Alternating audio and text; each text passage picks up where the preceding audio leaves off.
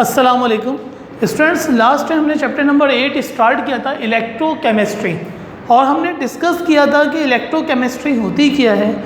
Electrochemistry branch है chemistry की और पूरी एक साइंस की अलग फील्ड है, जिसके अंदर हम सिर्फ इलेक्ट्रोकेमिस्ट्री सिर्फ करंट की स्टडी करते हैं। इस करंट को पास कराना किसी सॉल्यूशन में से, किसी जगह में कोई सॉल्यूशन हो उसमें से पास करवाना क्या कहलाता है? इलेक्ट्रोकेमिस्ट्री।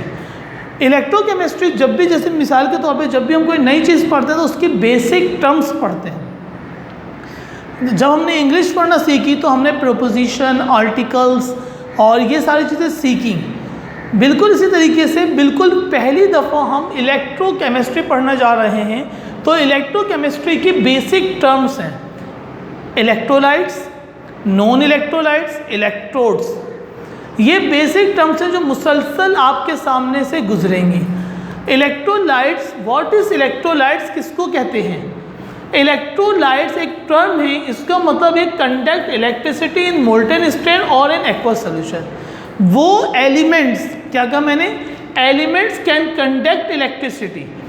एलिमेंट्स केमिस्ट्री के अंदर जो एलिमेंट, जो पीरियोडिक टेबल के अंदर एलिमेंट्स हैं, वो एलिमेंट जो अपने अंदर से इलेक्ट्रिसिटी को कंडक्ट कर सकें, पास कर सकें, उसको क्या कहते हैं? उनको क्या कहते हैं? इलेक्ट्रोलाइट्स। मिसाल के तौर पे आपके सामने मैंने लिखा NaCl, सोडियम क्लोराइड, नमक होता है उम्मी तौर पे। अगर मैं इसको पानी के अंदर डिसॉल्व कर दूं, किसके अंदर डिसॉल्व करूं? वाटर के अंदर। ये वाटर है इसके अंदर, सही है। जब ये पानी के अंदर डिसॉल्व होगा तो ये आइंस में टूट जाता है। किस में टूट जाता है? Na पॉजिटिव और Cl नेगेटिव। बहुत से Na पॉजिटिव और Cl नेगेटिव बन जाएंगे।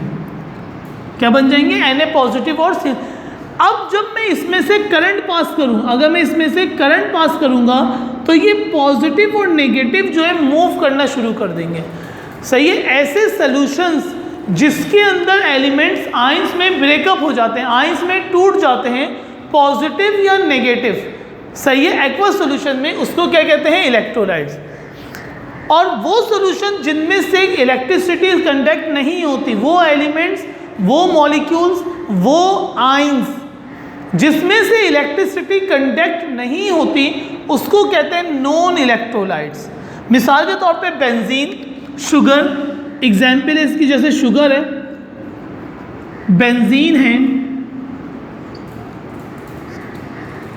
बेंजीन, इनमें से इलेक्ट्रिसिटी कंडक्ट नहीं होती, सही है भाई। अच्छा, इसके बाद अगर हम थोड़ा सा आगे की तरफ देखें बेटा, तो यहाँ पे आ जाते हैं इलेक्ट्रोड्स। पहली फर्स्ट टर्म थी इलेक्ट्रोलाइट्स। इलेक्ट्रोलाइट्स उनको कहते हैं जो अपने, जो सॉल्यूशंस जिसके अंदर से इलेक्ट्रिसिटी पास हो जाए, the solution, the elements, the atom, the ion which conduct the electricity is called electrolytes. Non electrolyte which do not conduct the electricity. And what is electrodes? Electrodes metal की plates होती हैं। Electrodes क्या होती हैं? Metal की plate होती हैं। इससे पहले हमने क्लास में डिस्कस किया है और आपने देखा भी होगा। मैं आपको बता रहा हूँ इलेक्ट्रोड्स। मैंने एक कॉपर की, आयरन की प्लेट ले ली, पतली सी, सही है, और एक प्लेट, इसको कहते हैं इलेक्ट्रोड। इसको क्या कहते हैं? इलेक्ट्रोड। इलेक्ट्रोड में से हम करंट को पास करते हैं। इलेक्ट्रोड ले ली हमने। इलेक्ट्रोड क्या करते हैं? Surface at which the oxidation and reduction occur. वो सरफेस जिसमें या तो ऑक्सीडेशन हो या फिर रिडक्शन हो, सही है। ये इसको मैंने एक बैटरी के साथ कनेक्ट कर दिया, सही है। एक पॉजिटिव बना दिया, एक को नेगेटिव बना के क्या किया? एक बैटरी के साथ मैंने इसको कनेक्ट कर दिया।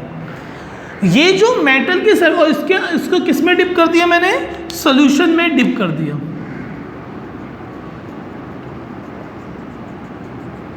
सही है।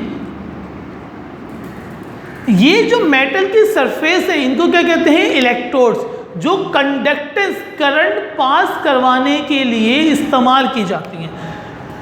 इलेक्ट्रोड्स पे या तो ऑक्सीडेशन होती है या फिर रिडक्शन। ऑक्सीडेशन क्या होती है और रिडक्शन क्या होती है? ऑक्सीडेशन को समझाने का सबसे आसान तरीका है, ऑक्सीजन कहते हैं ऑयल को।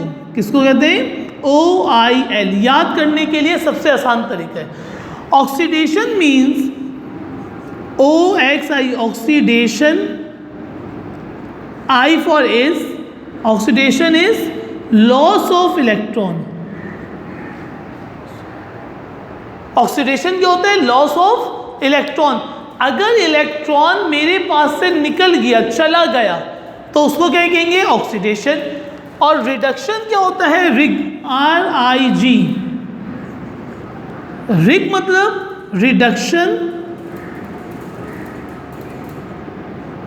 I for is, reduction is gain of electron. Oxidation loss of electron, reduction gain of electron. आपने जब मैंने आपको आयनिक बॉन्ड पढ़ा रहा था उसमें मैंने आपको ये बात समझाई थी कि सोडियम अपना एक इलेक्ट्रॉन लॉस कर देता है। सही है, सोडियम ने अपना एक इलेक्ट्रॉन लॉस किया था, लूज किया था। ये जो लूज ऑफ इलेक्ट्रॉन हुआ था इसको क्या कहेंगे? रिडक्शन कहेंगे। और क्लोरीन ने वहाँ पे एक इलेक्ट्रॉन गेन कर लिया था, उसको क्या कहते हैं? रिडक्शन कहेंगे। सही है बेटा, loss of electron is called oxidation, gain of electron is called reduction. इस वाली बात को आप कंपेयर कर लीजिएगा आयनिक बॉन्ड के साथ जो पिछली क्लास में मैंने आपको पढ़ाया था। इसकी एक्सप्लेनेशन आगे भी आएगी एग्जाम्पल के साथ। सही है, अगर आप नहीं भी देखेंगे, देखना अच्छी बात है, वरना अभी मेरा नेक्स्ट क्लास जो होगी उसके अंदर मैं एक्सपेरिमेंट करके दिखाऊंगा। जब मैं एक्सपेरिमेंट करूंगा तो ऑक्सीडेशन और रिडक्शन वहाँ पे आपको समझ में आ जाएगा। इलेक्ट्रोड्स दो किस्म के होते हैं, टाइप्स ऑफ इलेक्ट्रोड्स। एक होता है कैथोड और एक होता है एनोड। सही है, कैथोड कहते हैं जिसके ऊपर रिडक्शन होती है उसको कैथोड कहते हैं, जिसके ऊपर ऑक्सीडेशन होती है उसको एनोड कहते हैं। अब ये तयन करना होता है, ये फैसला करना होता है कौन सा किस पे ऑक्सीडेशन हो रही है और किस पे रिडक्शन, ये कौन सा कैथोड होगा और कौन सा एनोड होगा। ये वाली बात में आपको कौन सा कैथोड कौन सा एनोड होगा ये हम आपके साथ नेक्स्ट लेक्चर में डिस्कस करेंगे, क्योंकि हम नेक्स्ट लेक्चर में आपको पढ़ाएंगे इलेक्ट्रोलाइटिक सेल। इलेक्ट्रोलाइटिक सेल, सही है। इलेक्ट्रोलाइटिक सेल में हम आपसे ये डिस्कस करेंगे कि ये सेल जो है ये वर्किंग कैसे करता है, करंट कैसे पास होता है। सही है। अच्छा, यहाँ भी इस बात को मैं ख़त्म कर रहा हूँ और इसके साथ साथ मैं आपको ये बताऊँ कि ये जो मैंने बेसिक टर्म्स लिखी हुई हैं अभी आपके सामने, इनको आपने थोड़ा सा यूज़ करना है, क्योंकि अब आज आप देखेंगे कल जैसे मेरी क्लास शुरू होगी मैं बोलूँगा मैंने दो इलेक्ट्रोड ले ली, एक कैथोड दूसरा एनोड। अब मैं बार बार इन अल्फाजों को रिपीट नहीं करूँगा, क्योंकि मैं तो टर्म बोलना शुरू कर दूंगा। भाई मैंने कैथोड लिया, कैथोड पे कैटाइन आ गए, एनोड पे एनाइन, मतलब मैं अब टर्म्स इस्तेमाल करूंगा। आज मैं ये बेसिक टर्म समझा रहा हूँ, कल भी हम बेसिक टर्म सीखेंगे। सही है, लेकिन इनको आप थोड़ा सा तवज्जो के साथ देखें, अपना रजिस्टर पे इलेक्ट्रोकेमिस्ट्री की हेडिंग डालें, इलेक्ट्रोलाइट्स की डेफिनेशन, प्रॉपर डेफिनेशन लिखें, इलेक्ट्रोड्स की प्रॉपर डेफिनेशन लिखें नोट्स बुक में से देख के, और कैथोड और एनोड की भी डेफिनेशन, छोटी छोटी सी डेफिनेशन है, कैथोड और एनोड की तो मैंने लिख दी है। सही है, बाकी इलेक्ट्रोलाइट्स की भी सारी डेफिनेशन सामने लिखी, इसको एक पर्चे पे उतार लीजिए, अपनी रजिस्टर पे इसको उतारना शुरू कर दीजिए। क्लियर है बात स्टूडेंट? इंशाल्लाह नेक्स्ट क्लास में मिलेंगे, इलेक्ट्रोलाइटिक सेल हमारा पहला टॉपिक शुरू होगा। अस्सलाम वालेकुम।